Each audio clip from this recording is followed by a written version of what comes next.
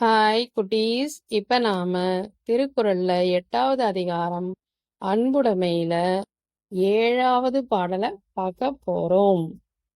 பார்க்கலாங்களா? என்பிலதனை வெயில் போல காயுமே அன்பிலதனை அறம்.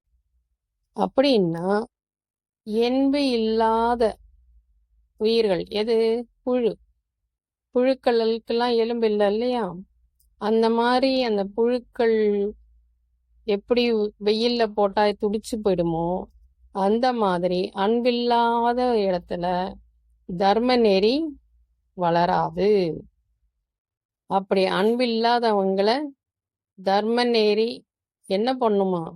வெறுப்பெல்லாம் காட்டுறவங்கள தர்ம நெறி துடிக்க வச்சிரும். அதர்மமா யாராவது வாழ்ந்தாங்கன்னா அப்ப அந்த நேரத்துக்கு அது நல்லா இருக்கும்.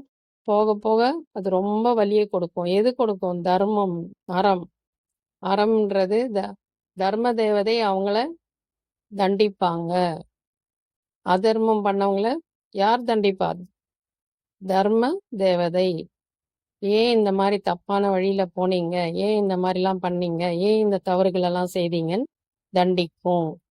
அதனால என்பில்லாத, அதாவது புழுக்களை எடுத்து வெயில்ல போட்டா எப்படி துடிச்சு போயிருமோ அந்த மாதிரி அன்பில்லாதவங்கள் துன்பத்தை அடைவார்கள். அப்போ என்ன பண்ணணும்? அன்போட வாழ கத்துக்கணும். தெரியலன்னா கூட கொஞ்சம் கொஞ்சமா தெரிஞ்சுக்கிட்டு பயிற்சி செய்து அன்பா வாழ பழகணும். இதுதான் உங்களுடைய வாழ்க்கைக்கு நல்லதுன்னு திருக்குறள் நமக்கு சொல்லி கொடுக்கிறார். ஓகே.